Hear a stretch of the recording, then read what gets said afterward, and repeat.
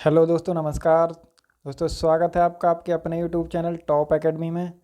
दोस्तों, आज हम करेंगे नंबर सिस्टम का पार्ट 5, जिसमें हम आज सीखेंगे फ्रैक्शन के बारे में। फ्रैक्शन का यूज क्वेश्चनों में किस तरह से होता है। तो आइए शुरुआत करते हैं। क्वेश्चन नंबर 1 आपकी स्क्रीन पर है। चलिए सॉल्व करते हैं। चलो भाई, यहाँ पर दिया हुआ है यदि एक्स वाई से 1/6 कम है। ठीक है भाई, कितना कम है एक्स वाई से? 1/6 कम है। कितना कम है भाई? एक्स वाई से 1/6 कम है। क्लियर है? चलो यहाँ पर लिख लेते हैं एक्स और यहाँ पर लिख लेते हैं वाई। ठीक है भाई, हमें रेशो बताना है इनका।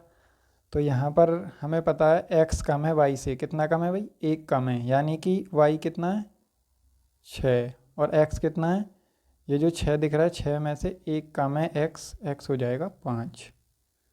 क्लियर है भाई? यहाँ पर हमारे पास रेशो आ चुका है। तो रेशो कितना आ गया भाई? रेशो आ चुका है 5:6, यानी कि 5:6। तो ऑप्शन नंबर ए हमारा राइट आंसर हो जाएगा। ठीक है भाई, तो चलते हैं नेक्स्ट क्वेश्चन की तरफ। नेक्स्ट क्वेश्चन को देख लेते हैं। नेक्स्ट क्वेश्चन है, यदि ए की कमाई बी से 1/7 अधिक हो तो बी की कमाई ए से कितना प्रतिशत कम है? तो यहाँ पर लिख लेते हैं ए, यहाँ पर लिख लेते हैं ए, ठीक है, और यहाँ पर लिख लेते हैं बी। तो यहाँ पर दिया हुआ है ए की कमाई बी से 1/7 अधिक हो। ए की कमाई बी से कितना अधिक है? 1/7, यानी कि बी की कमाई यदि 7 है तो ए की कमाई 7 में से 1 ज़्यादा कितनी हो जाएगी? 8। क्लियर है? चलो भाई, यहाँ तक क्लियर है। तो अब हमारे हमसे पूछा क्या? हमसे पूछा बी की कमाई ए से कितना प्रतिशत कम है। बी की कमाई ए से कितना प्रतिशत कम है? तो साफ साफ दिख रहा है यहाँ पर बी की कमाई ए से कितना प्रतिशत कम है? 1 कम है। तो यह परसेंट में पूछा है हमसे, प्रतिशत में पूछा है। तो निकाल देते हैं कितना कम है? 8 में से 1 कम है। और यहाँ पर परसेंट में पूछा है तो परसेंट के लिए मल्टीप्लाई बाय 100। तो जब हम इसे कैलकुलेट करेंगे तो हमारे पास आ जाएगा 12 सही 1/2%। ठीक है भाई, 12 सही 1/2%। ऑप्शन नंबर ए हमारा बिल्कुल सही जवाब हो जाएगा। यहाँ तक कोई दिक्कत? चलो भाई, यहाँ तक कोई दिक्कत नहीं है। तो अब बढ़ते हैं नेक्स्ट क्वेश्चन की तरफ। नेक्स्ट क्वेश्चन है क्वेश्चन नंबर 3। यहाँ पर दिया हुआ है, एक व्यक्ति जो अपनी आय का 2/3 खर्च करता है। एक व्यक्ति अपनी आय का कितना खर्च करता है? 2/3। चलो भाई, कितना खर्च करता है? 2/3 खर्च करता है अपनी आय का। तो यहाँ पर हम लिख लेते हैं एक्सपेंडिचर। यहाँ पर लिख देता हूँ मैं EXP। ठीक है भाई, एक्सपेंडिचर यानी कि खर्च, और टोटल इनकम यानी कि कुल आय, T। और यहाँ पर लिख लेता हूँ INCOME, टोटल इनकम। ठीक है भाई, कुल आय। तो यहाँ पर एक्सपेंडिचर कितना हो जाएगा? एक्सपेंडिचर यानी कि खर्चा है, रेशो के हिसाब से दिया हुआ है 2/3 खर्च करता है, यानी कि 3 में से 2 तो खर्च करता है। ठीक है भाई, और टोटल इनकम कितनी है? 3 है। 3 में से 2 खर्च करता है, तो कितने बचे हुए उसके पास? साफ साफ दिख रहा है, कोई भी बता सकता है। तो 1 बचा, लेकिन क्वेश्चन में दिया हुआ है उसके पास 1 नहीं बचा। क्वेश्चन के हिसाब से बचे हैं उसके पास 1200। ठीक है भाई, तो 1 का मान कितना दिया हुआ क्वेश्चन में? 1200। कितने गुना ज़्यादा? 1200 गुना ज़्यादा। ठीक है, तो यहाँ से हमें पूछा है उसका व्यय प्रति माह रुपये में है, यानी कि उसका खर्चा। तो ये भी कितना हो जाएगा? 2 ना होकर 1200 गुना ज़्यादा। 1200 गुना ज़्यादा कितना हो जाएगा? 2400 रुपये। खर्चा कितना हो जाएगा? 2400 रुपये। तो ऑप्शन नंबर बी हमारा बिल्कुल सही जवाब हो जाएगा। तो बढ़ते हैं नेक्स्ट क्वेश्चन की तरफ। नेक्स्ट क्वेश्चन है हमारा क्वेश्चन नंबर 4 है। तो एक क्लास में लड़के और लड़कियों को मिलाकर कुल 45 विद्यार्थी हैं। टोटल कितने विद्यार्थी हैं? 45। यदि 3/5 भाग लड़के हैं, 3/5 भाग लड़के हैं, तो यहाँ पर हम लिख लेते हैं B फॉर बॉय यानी कि लड़के, और G फॉर गर्ल्स यानी कि लड़कियाँ। तो 3/5 भाग लड़के हैं। कुल विद्यार्थी कितने भाई? रेशो के हिसाब से 5, उनमें से 3 लड़के हैं। ठीक है भाई, 3 लड़के हो गए, तो जो बाकी बचे 2 स्टूडेंट वो कौन होंगे? लड़कियाँ। तो यहाँ पर आ जाएगी 2। तो यहाँ पर बॉय और गर्ल्स का रेशो हमने निकाल लिया है। 3:2। ठीक है भाई। अब हम यहाँ पर देखेंगे तो इनका रेशो के हिसाब से टोटल जो स्टूडेंट हैं ये हैं कितने, रेशो के हिसाब से हैं 5, लेकिन क्वेश्चन में दिया हुआ है 5 नहीं है, कितने 45 यानी कि 45 हैं। तो कितने गुना ज़्यादा हैं, 5 से 9 गुना ज़्यादा। तो इसी प्रकार हमें पूछा लड़कों की संख्या भी 3 ना होकर 9 गुना ज़्यादा कितनी हो जाएगी, 27। ठीक है भाई, 27 हो जाएगी। तो ऑप्शन नंबर सी हमारा बिल्कुल सही जवाब हो जाएगा। इसी प्रकार अगर इसी क्वेश्चन में लड़कियों की पूछी होती तो दोस्तों लड़कियों की हो जाती 2 ना होके 9 गुना ज़्यादा 18, और जब हम 18 और 27 को ऐड करेंगे तो 45 आएगा। ठीक है भाई, क्लियर है। चलो बढ़ते हैं नेक्स्ट क्वेश्चन की तरफ। नेक्स्ट क्वेश्चन है हमारा क्वेश्चन नंबर 5।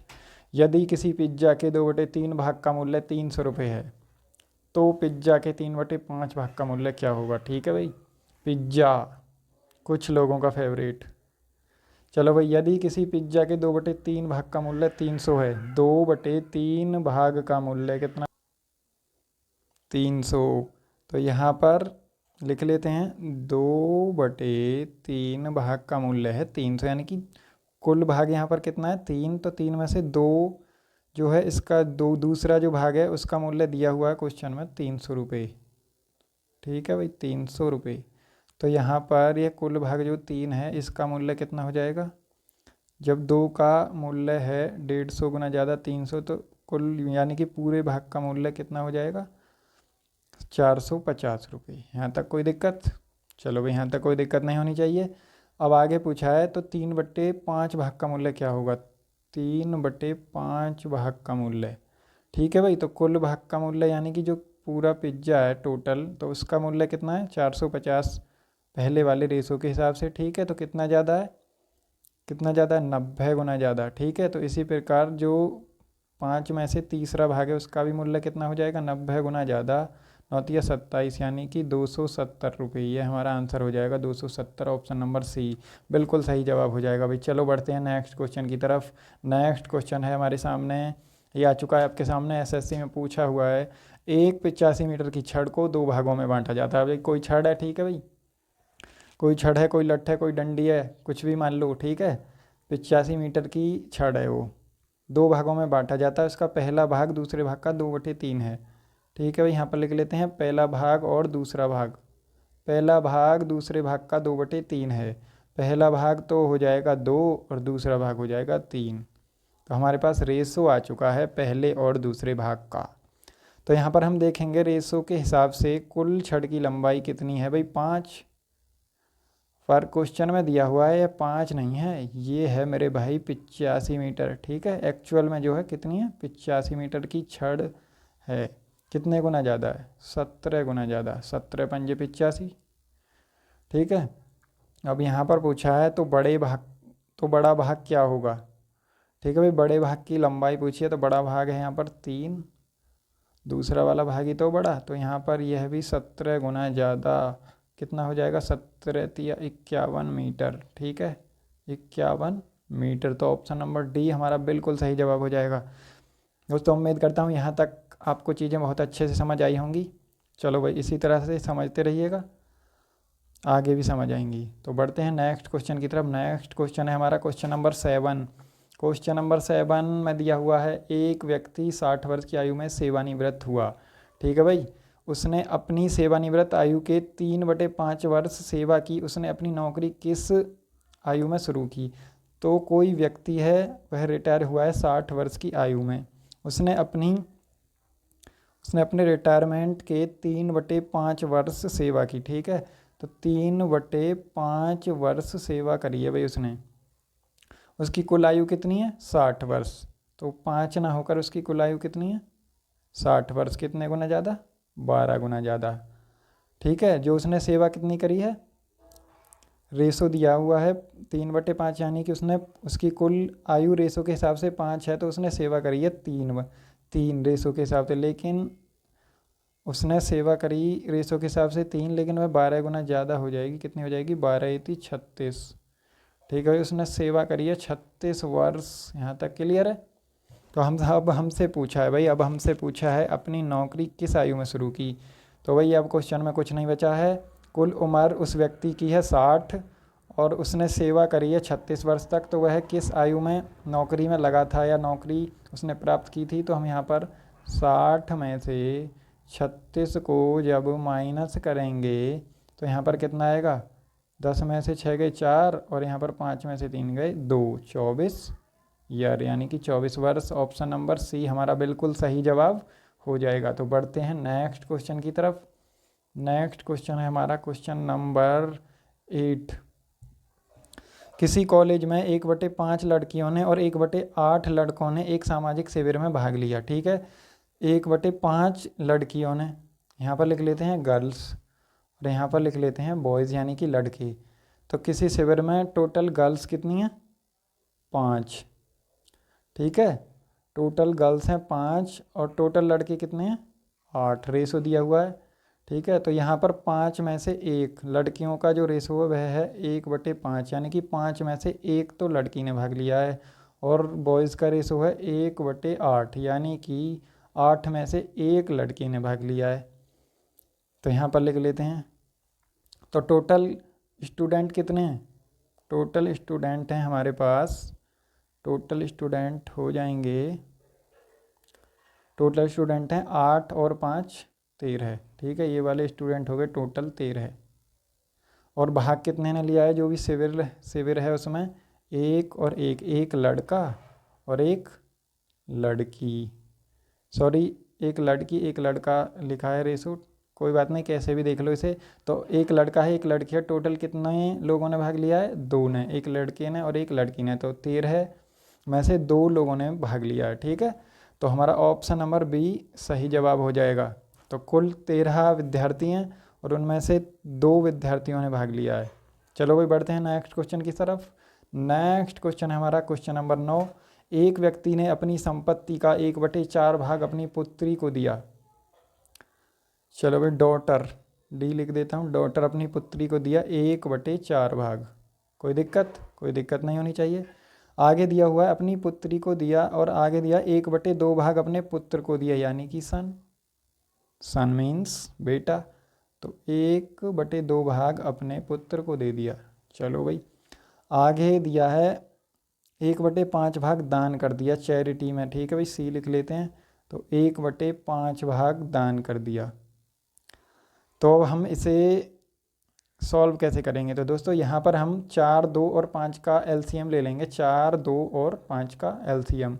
तो 4, 2 और 5 का एलसीएम कितना आ जाएगा, 4, 2 और 5 का जब हम एलसीएम लेंगे तो वो आएगा हमारे पास 20। कितना आएगा, 20। तो उस एलसीएम से जो भी ये रेशो दिया हुआ है फ्रैक्शन में, इसके साथ गुणा कर देंगे। यहाँ पर भी, ठीक है, यहाँ पर भी कर देंगे और यहाँ पर भी कर देंगे। जब हम इसे काटेंगे तो 4 पंजे 20, तो यहाँ पर आ जाएगी 5। इसे काटेंगे 2 से 10 पे जाएगा तो यहाँ 10, और इसे काटेंगे 5 से 4 पे जाएगा तो यहाँ पर आ जाएगी 4। तो रेशो आ चुका है 5:10:4। तो अब हम यहाँ से साफ साफ बता सकते हैं जो कुल उसने व्यक्ति ने, यानी कि उस व्यक्ति ने अपने एक बेटी को, एक बेटे को और कुछ भाग दान दे दिया, तो टोटल कितना पार्ट दान कर दिया, 5 और 10 15, 15 और 4 19। ठीक है, तो यहाँ पर हो गया 19। और था कितना जो रेशो, सॉरी जो हमने एलसीएम माना था, एलसीएम हमारा जो था ये कुल प्रॉपर्टी थी उस आदमी की, तो इसे नीचे रख देंगे, यानी कि 20 में से उसने 19 भाग अपने बेटा बेटी और दान में दे दिया। तो यही पूछा है कि उसने कुल कितना भाग दान दे दिया, तो ऑप्शन नंबर बी हमारा बिल्कुल सही जवाब हो जाएगा, ऑप्शन नंबर बी। ठीक है भाई, तो आज की क्लास को यहीं पर ख़त्म करते हैं। दोस्तों अगर क्लास आपको अच्छी लगी हो तो वीडियो को लाइक कीजिएगा। ठीक है भाई, चैनल को सब्सक्राइब कीजिएगा और वीडियो को शेयर भी कर दीजिएगा। ठीक है, तो आज के लिए इतना ही काफ़ी है। मिलते हैं फ्रैक्शन के पार्ट 2 में। तो ठीक है, तब तक के लिए धन्यवाद।